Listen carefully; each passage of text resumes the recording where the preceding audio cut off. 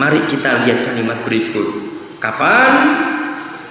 Ketika anak-anak Tuhan menghampiri anak-anak manusia.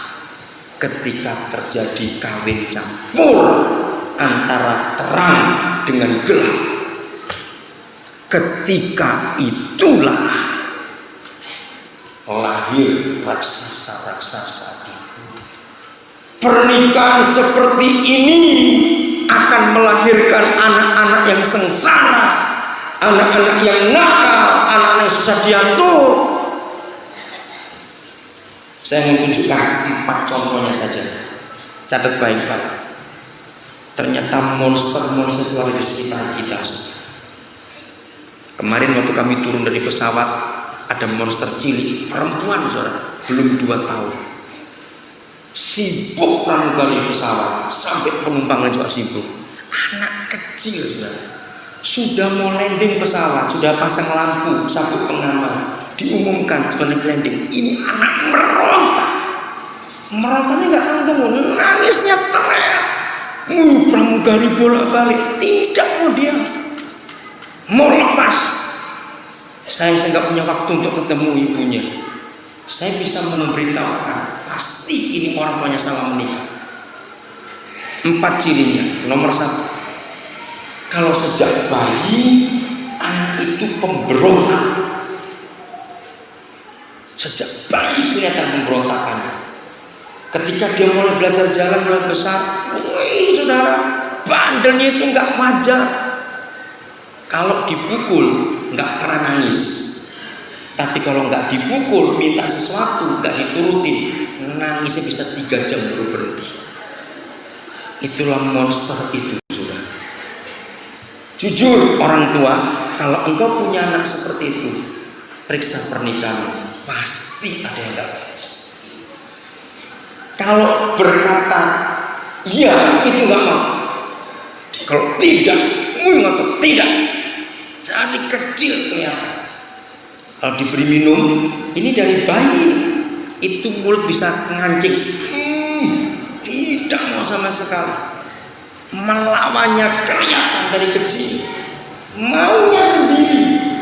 Kalau perlu kakak-kakaknya semua orang dilawan sama dia. Itu nomor 1. Nomor 2, sejak kecil kalau jatuh, kalau sakit itu nggak pernah yang ringan-ringan. Sejak kecil sudah kenyang masuk rumah sakit, operasi. Kalau jatuh nggak cuma lecet tapi patah ini patah itu. Anak itu beraninya luar biasa. Jangan dipuja anak seperti itu. Baik. Nomor 3, saudara, mamanya yang dimusuh terus, diganggu. Pokoknya nggak senang kalau lihat mamanya diam. Ada saja dibuat untuk mengganggu mamanya. Diajak orang lain nggak mau. Pokoknya maunya mama. Wah sudah, mamanya disiksa betul sejak kecil oleh anaknya. Ketahuan betul. Terus hobinya dari kecil juga. Itu kalau marah nggak ada yang beritahu anak itu. Ini rambut dia tarik-tarik. Kalau marah, sudah. Kalau nggak puas, dia jedukan ke dinding, kalah. Ini kepala. Kalau saya ketemu anak seperti itu, saya meneliti karena sudah lebih 30 negara yang saya kunjungi di dunia ini, dan saya meneliti ternyata anak-anak monster itu ada di semua bangsa di dunia dan cirinya sama. Yang terakhir cirinya anak-anak seperti ini, mereka itu kalau lihat kehidupan tidak pernah sayang. Contohnya, kalau anak-anak yang lain jalan, lihat pohon, lihat bunga, lihat binatang, anak-anak binatang, anak anjing, anak ayam, atau lihat cicak, lihat apa, mereka tuh senang. Gitu. Tapi kalau monster enggak, dia endap-endap, dia pegang cek, dia pegang ekornya ke anak anjing, dia putar, dan begitu anjingnya teriak-teriak, dia tuh bisa tertawa. Kalau lihat anak ayam, anak dia bisa puntir lehernya, dia tarik, terus darah keluar, dia bangga. Lihat cicak, dia cabut buntutnya, dia siksa binatang itu. Saudara, jangan tertawa, ini bahaya anak ini. Terus kalau jalan lihat pohon, lihat Dia langsung tangannya itu merusak, dia cabut. Kalau saudara ketemu anak-anak seperti ini, orang tuanya bertobat.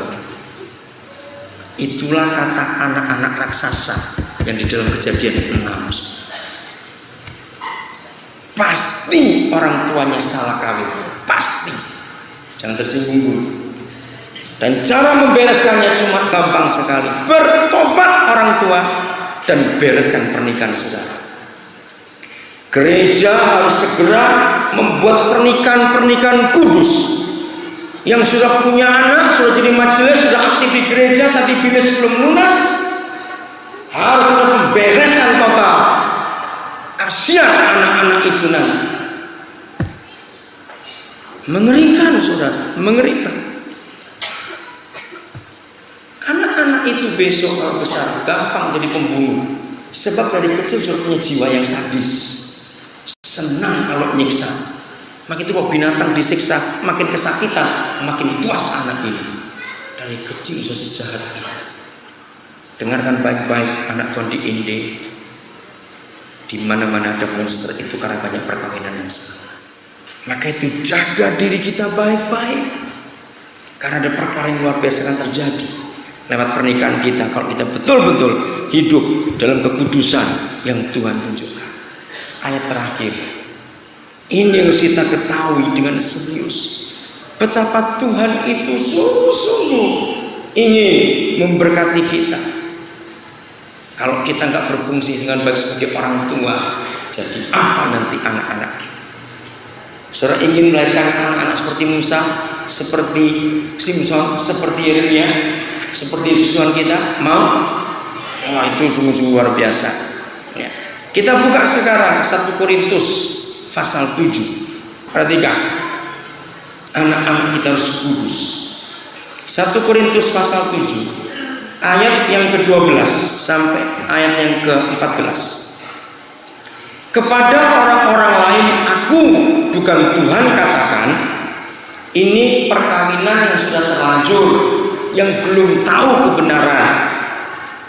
Aku katakan, kalau ada seorang saudara beristrikan seorang yang tidak beriman, jadi suaminya Kristen, istrinya tidak, tapi ini terlanjur, dan perempuan itu mau hidup bersama-sama dengan dia, maka si suami janganlah menceraikan dia. Ayat 13, kalau sebaliknya, dan kalau ada seorang istri bersuamikan seorang yang tidak beriman, dan laki-laki itu mau hidup bersama-sama dengan dia, janganlah si istri menceraikan si suami itu, karena suami yang tidak beriman itu dikuduskan oleh istrinya, dan istri yang tidak beriman itu dikuduskan oleh suaminya. Nah, saudara, jangan diterjemahkan, lah Alkitab bilang boleh dikuduskan. Kata dikuduskan itu berarti yang tidak beriman jadi beriman kepada Tuhan Yesus. Itu maksudnya. Lalu setelah dikuduskan, karena dua-dua percaya kepada Tuhan Yesus, harus masuk ada pernikahan kudus supaya semua jadi kudus. Perhatikan kalimat berikut, ini bahaya.